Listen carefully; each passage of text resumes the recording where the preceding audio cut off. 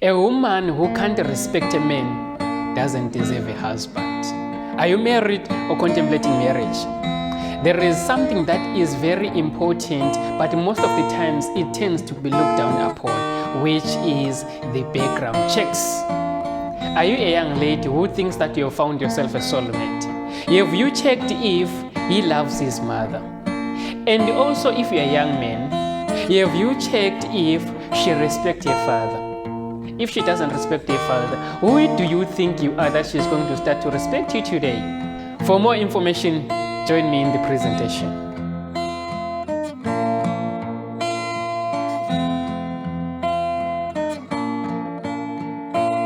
It is such a great delight to be among the living, and I am so happy that you've welcomed me in the comfort of your homes. Welcome to One Truth, and here we are building families for eternity. Are you new to the channel? Please consider to subscribe and also even to go back to the previous videos that I have already uploaded. There is a lot to learn in there. And I will really appreciate if you can also share with me your thoughts on the comment section.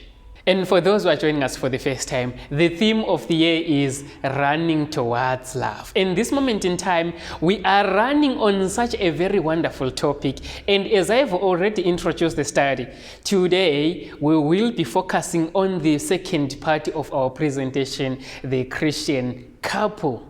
Have you ever wondered why there is an increase in the number of divorce rates today? And if you can also give yourself some time to go and attend the court meetings to find out the reason why is the number of divorce rates increasing each and every time, you will realize that there is a lot. And today I would love us to touch only one. There is this couple that used to be like Romeo and Juliet. They used to love each other so much, but not anymore. And let's find out the reason behind. The husband cheated and the wife wasn't happy at all, and she ended up filing a divorce. As the wife could not take this any longer, as she was mainly concerned about her well-being. What if the husband goes out there and then he gets disease out there and then he will come and infect her, and which is not good for her, and also she is affected emotionally. So the best way is to separate. And as the husband tries to justify himself, he says, "My wife used to be so attractive. She is not the same person that I married some years ago. She has changed completely. The way that she used to dress very well. But now, you will find out that she will be forever on her pajamas the whole day when she is not at work. And when she is around, everything to her, it's all about work and the pending assignments that he has to submit. What about me? And as a result, I got comfort somewhere else where I am respected and given that respect as a man." We get our opening remarks from the book of Ephesians chapter 5, verse 33. "Let every one of you in particular so love his wife as himself, and the wife see that she reverence her husband." Jesus wants to see happy marriages, happy firesides. And how can this be? Our homes are to be a little heaven while we are in here on earth. Proverbs 18:22, "Whoso findeth a wife findeth a good thing, and obtaineth favor of the Lord." As God was creating, he says, it was good. And we find Adam being given a privilege to name the animals. As he saw the animals in pairs, he felt a need, and even the presence of the angels could not close that gap. And as a result, God said, "It is not good for a man to be alone, and therefore I will make him any help meet for him." And as we have already looked at the book of Proverbs, saying that whoso findeth a wife findeth a good thing. So Adam in that time, God had to make Adam to sleep. And that's when Eve was created. And as he wakes up, he saw Eve in front of him, and he says, "The bone of my bones, the rib of my ribs." And he was so happy to meet with Eve as she was in front of him. And he says, "I will therefore call her the woman, because she was taken out of man." So as Adam looked at Eve, he was so happy and looking at the beauty and the wonderful works of the Lord. Eve was created so wonderfully and beautiful, and even Adam could not cease to praise and lay his eyes on her, and therefore he calls her the woman as she was taken out of him. As the one who finds a wife findeth a good thing and obtaineth favor from the Lord. Let's find out what does that take along with.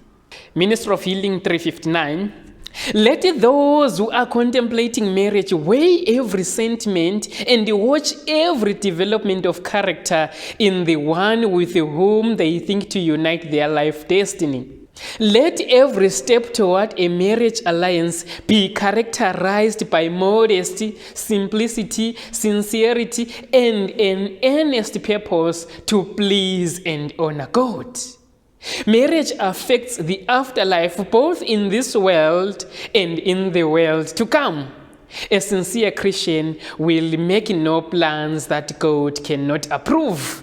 When it comes to marriage, each and every individual wants the best. So now my question is, are you the best, and also are you offering the best towards the development and the success of that marriage life? And when it comes to marriage, there is something that is very important that most of the times many people they tend to look down upon, but it is very essential that you have to look at it. You have to look at the development of the relationship between the two of you as you are contemplating marriage. Are there any positive remarks that you can point out that will mark to the success of the relationship? And also, you have to look at the character development of the one that you are looking forward to spend your entire life with. Are you a young lady aspiring to be married, or perhaps you have already found yourself a soulmate whom you think he is the one that you are going to spend the entire life with? Have you considered if he loves his mother? And if he doesn't love his mother, do you think that is going to change when you are married? And if he doesn't love his mother, will he be able to love you fully and give himself fully to you? And loving someone goes with a lot: honest, faithfulness, and many more. And also, are you a young man that you think you've found yourself the one that you're going to give your entire life to? And have you considered if that lady respects her own father? If she doesn't respect your own father, who do you think you are that she is going to respect you? And if she doesn't respect your own father and doesn't forgive, will she be able to forgive you? Will she be able to respect you and honor you as the husband? Others are being driven by infatuation, but they don't realize that they have to pay a closer attention to the character development of the one that they are looking forward to spend their entire lives with. What is the appropriate position of the husband in the Christ-centered home? Ephesians 5:22 and 23. Wives, submit yourselves unto your own husbands, as unto the Lord. For the husband is the head of the wife, even as Christ is the head of the church, and he is the Savior of the body. There is a deadly parasite that has been welcomed by the society, and as a result, some families have reached a point of no return because of this deadly parasite, which is the 50-50. And what do I mean by that? 50-50 is a deadly parasite. Some women, they hold very wonderful, powerful, and high positions at work. And as they are at work, they are used of making some other men to run all over the place. And when they come at home, they want to instill the very same behavior, which doesn't work at all. And as a result, there is no man who will allow a woman to run on top of his head unless he is being bewitched. Due to COVID, many people lost their jobs. And in other families, you'll realize that the woman is the one who is bringing more money than the husband. And most of the times, when the tables shift and the woman is the one who is providing more money than the husband, they tend to become too big for their shoes. How are we to understand this? Testimonies, Volume 1, page 307. The husband is the head of the family, as Christ is the head of the church. And any cause which the wife may pursue to lessen his influence and lead him to come down from the dignified, responsible position is displeasing to God. It is the duty of the wife to yield her wishes and will to her husband. Both should be yielding, but the word of God gives preference to the judgment of the husband, and it will not detract from the dignity of the wife to yield to him whom he has chosen to be a counselor, advisor, and protector. The husband should maintain his position in his family with all meekness, yet with decision. I really love this subject, marriage, and everything that is involved when it comes to marriage life.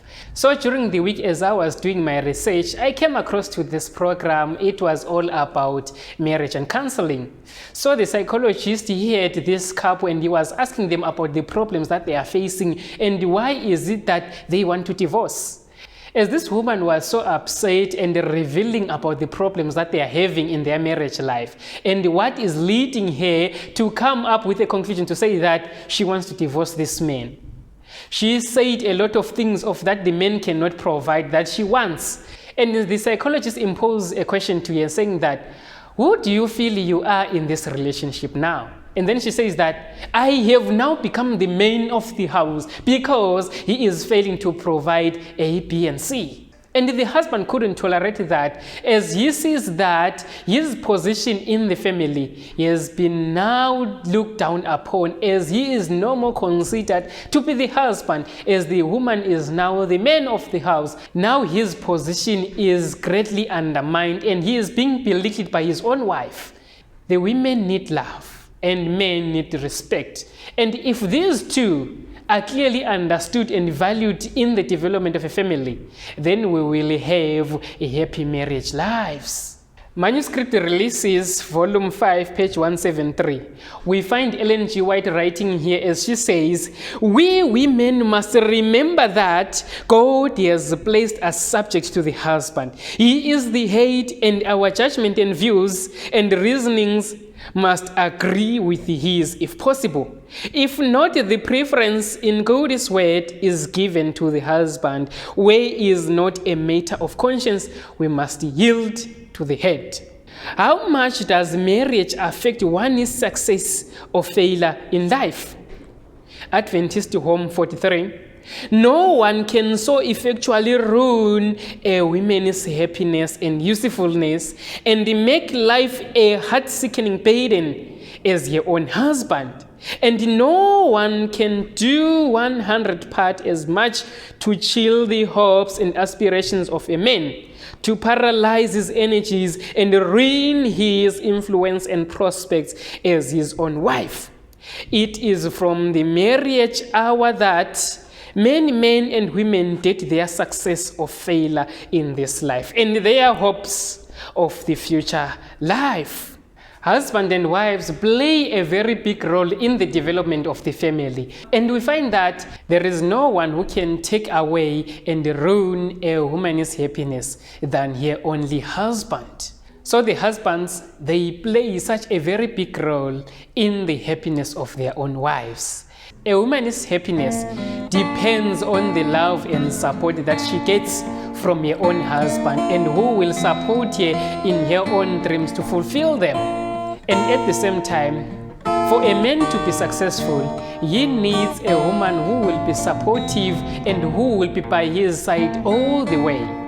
No matter other people might forsake and leave him, but if the wife is supportive and be with him, they are able to excel as they stick together.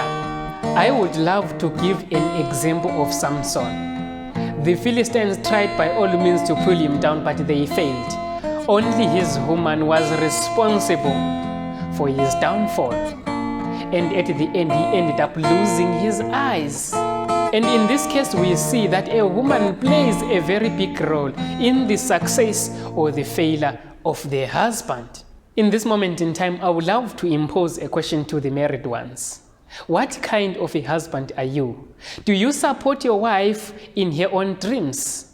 And also, if you are a wife, do you support your husband in his dreams? Are you a result to his failure, or are you a result to his success? My wish and prayer is that we invite Jesus Christ in our own hearts so that our homes will become little heavens while we are still in here on earth, and a place that the angels of the Lord would love to visit. And lastly, I would really appreciate if you can share with me your thoughts on this subject, marriage. What is the secret ingredient that you use towards your happy, successful marriage life?